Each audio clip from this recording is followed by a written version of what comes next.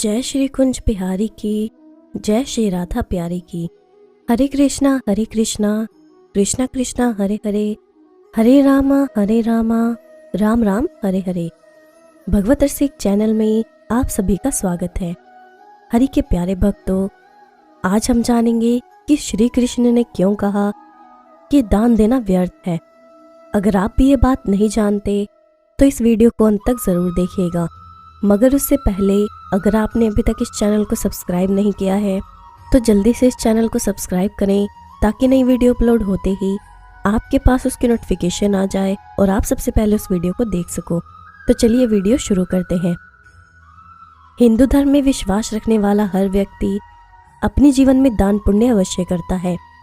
बात जब दान की होती है तो सबसे पहले दानवीर कर्ण का नाम आता है। महाभारत में कर्ण एक ऐसा पात्र था जिसकी चर्चा आज भी सबसे बड़े दानी के रूप में की जाती है। आज मैं आपको श्री कृष्ण की एक ऐसी घटना के बारे में बताऊंगी जो दान से संबंधित है। इस घटना में श्री कृष्ण ने अर्जुन को यह प्रमाण दिया था कि कर्ण और अर्जुन में कौन बड़ा दानी है। साथ ही कृष्ण ने यह भी बताया था कि अर्जुन दान करने के बाद भी सबसे बड़े दानवीर क्यों नहीं कहलाए। मैं आपको ये भी बता रही हूँ कि आखिर भगवान श्री कृष्ण ने क्यों कहा कि दान देना व्यर्थ है। एक बार श्री कृष्ण और अर्जुन एक गांव से गुजर रहे थे। श्री कृष्ण ने अर्जुन से दानवीर कर्ण की प्रशंसा की।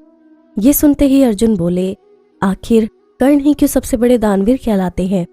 इस पर कृष्ण मुस्कुरा दिए और उन्होंने सामने दो लंबे पर्वतों को सोने का बना दिया और कहा, अर्जुन ये दोनों सोने के पर्वत हैं। इन दोनों स्वर्ण पर्वतों को गांव वालों को दान करके आओ, लेकिन याद रहे कि दोनों पर्वतों का एक एक हिस्सा दान में जाना चाहिए।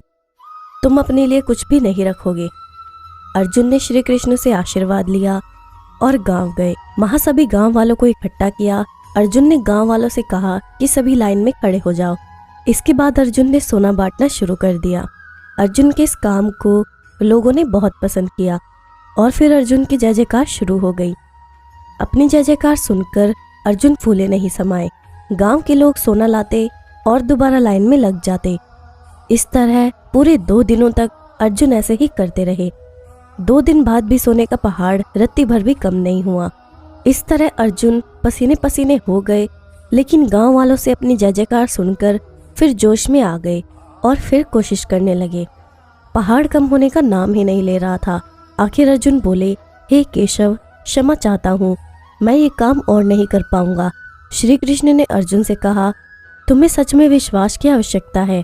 इतने में श्री कृष्ण ने कर्ण को बुलाया और यही कहा कि तुम इन दोनों स्वर्ण पर्वतों को गांव वालों के बीच बांट आओ।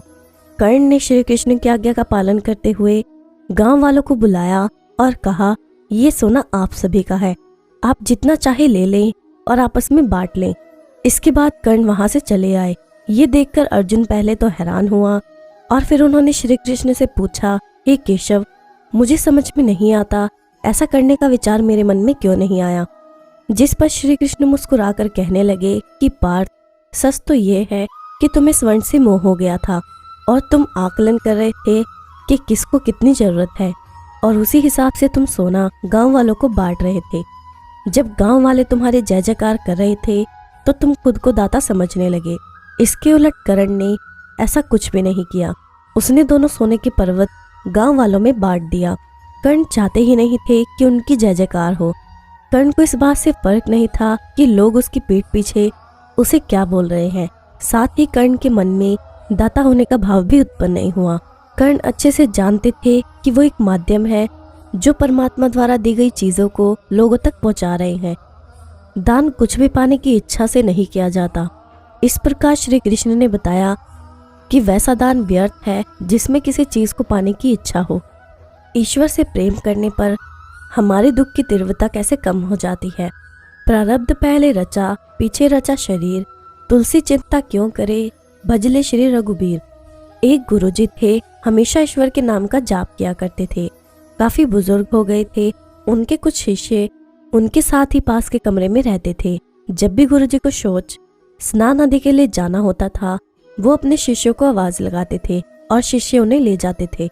धीरे धीरे कुछ दिनों बाद शिष्य 2-3 बार आवाज लगाने के बाद भी कभी आते और कभी देर से आते। एक दिन रात को निर्वृत्त होने के लिए जैसे ही गुरुजी आवाज लगाते हैं, तुरंत एक बालक आता है और बड़े ही कोमल स्पर्श के साथ गुरुजी को आराम कराने के लिए बिस्तर पर लेटा जाता है। अब ये रोज का नियम हो गया। एक दिन गुरुजी को शक हो जाता है कि पहले तो शिष्यों को 3 बार आवाज लगाने पर भी वो देर से आते थे, लेकिन ये बालक तो आवाज लगाते ही दूसरे क्षण आ जाता है और बड़े कोमल स्पर्श से सब निर्वृत्त करवा देता है। एक दिन गुरुजी इस बालक का हाथ पकड़ लेते हैं और पूछते हैं कि सच बता तू कौन है? मेरे शिष्य तो ऐसे नहीं है। वो बालक के रूप में स्वयं ईश्वर थे। उन्होंने गुरुजी को स्वयं का वास्तविक रूप दिखाया। गुरुजी रोते हुए कहते हैं, हे प्रभु, आप स्वयं मेरे रोजाना के कार्य कर रहे हैं। यदि मुझसे इतने प्रसन्न हो तो मुझे मुक्ति दे दो। प्रभु कहते हैं कि जो आप भुगत रहे हो वो आपके प्रारब्ध है। आप मेरे सच्चे साधक हैं, हर समय मेरा नाम जप करते हैं, इसलिए मैं आपके प्रारब्ध भी आपकी सच्ची साधना के कारण स्वयं कटवा रहा हूँ। गुरुजी कहते हैं कि क्या मेरे प्रारब्ध आपकी कृपा से भी बड़े हैं? क्या आपकी कृपा मेरे प्रारब्ध नहीं काट सकती? प्रभु कहते हैं कि मेरी कृपा सर्वोपरि है, ये अवश्य ही आपके प्रारब्ध काट सकती है, लेकिन फिर अगले जन्म में आपको ये प्रारब्ध भुगतने फिर से आना होगा। यही कर्म नियम है, इसलिए आपके प्रारब्ध स्वयं अपने हाथों से कटवाकर इस जन्म मरण से आपको मुक्ति देना चाहता हूँ। शास्त्र कहते हैं प्रारब्ध 3 तरह के होते हैं, मंद, तीव्र और तीव्रतम। मंद प्रारब्ध प्रभु का नाम जपने से कट जाते हैं। तीव्र प्रारब्ध किसी सच्चे संत का संग करके श्रद्धा और विश्वास से मेरा नाम जप करने से कट जाते हैं। लेकिन तीव्रतम प्रारब्ध भुगतने ही पड़ते हैं। लेकिन जो हर समय श्रद्धा और विश्वास से मुझे जपते हैं, उनके प्रारब्ध मैं स्वयं साथ रहकर कटवाता हूँ और तीव्रता का एहसास नहीं होने देता। वास्तविकता ये है कि ईश्वर शक्ति का अंश आत्मा हमारे भीतर विद्यमान है, जिसके उपस्थित रहने तक ही हमारा शरीर चलता है। उसके जाते ही ये लाश कहलाता है। यदि कोई आत्मा अपने पिता परमात्मा का स्मरण करके दुनिया में सुख शांति के लिए उसका सच्चे मन से सहारा लेती है, उसकी रजा में राजी रहती है और आगे के लिए सही कर्म करती है, किसी का बुरा नहीं करती, तो ईश्वर उसके सदा अंग संग रहकर उसकी संभाल करते हैं। और तो और यदि वो आत्मा निष्काम कर्म करती हुई ईश्वर से ईश्वर का प्रेम और कृपा ही मांगते हुए दुनिया में बार बार आवागमन से छुटकारा चाहती है, तो उसका स्वार्थ और परमार्थ दोनों संवर जाते हैं। तो इस प्रकार ईश्वर से प्रेम करने पर हमारी दुख की तीव्रता कम हो जाती है और हमें मोक्ष भी मिल जाता है। अब मैं आपको वृंदावन की एक सच्ची घटना के बारे में बताती हूँ। एक बार की बात है, वृंदावन में एक संत रहा करते थे। उनका नाम था कल्याण। वो बांके बिहारी जी के परम भक्त थे। एक बार उनके पास एक सेठ आया। अब था तो सेठ, लेकिन कुछ समय से उसका व्यापार ठीक नहीं चल रहा था। उसको व्यापार में बहुत नुकसान हो रहा था। सेठ उस संत के पास गया और उनको अपनी सारी व्यथा बताई और कहा, महाराज, मेरे व्यापार में कुछ दिनों से काफी नुकसान हो रहा है, आप कोई उपाय करिए। संत ने कहा, सेठ जी, अगर मैं ऐसा कोई उपाय जानता तो आपको अवश्य बता देता, लेकिन मैं ऐसी कोई विद्या नहीं जानता जिससे मैं आपके व्यापार को ठीक कर सकूं। ये मेरे बस में नहीं है। हमारा तो एक ही सहारा है, वो है बिहारी जी। इतनी बात हो ही पाई थी कि बिहारी जी के मंदिर खुलने का समय हो गया। संत सेठ जी को बिहारी जी के मंदिर में ले आए और अपने हाथ को बिहारी जी की ओर करते हुए सेठ जी को बोले, आपको जो कुछ भी मांगना है, जो कुछ भी कहना है, इनसे कह दीजिए, ये सबकी मनोकामनाओं को पूर्ण कर देते हैं। सेठ जी ने बिहारी जी से प्रार्थना की। 2-4 दिन वृंदावन में रुके और फिर चले गए। कुछ समय बाद सेठ जी का सारा व्यापार धीरे धीरे ठीक हो गया। अब सेठ जी समय समय पर बिहारी जी के दर्शन करने वृंदावन आने लगे। लेकिन कुछ समय बाद सेठ जी थोड़े अस्वस्थ हो गए। वृंदावन आने की शक्ति भी अब उनके शरीर में नहीं रही। एक बार उनका एक जानकार वृंदावन धाम की यात्रा पर जा रहा था। इस बात को जानकर सेठ जी को बड़ी प्रसन्नता हुई।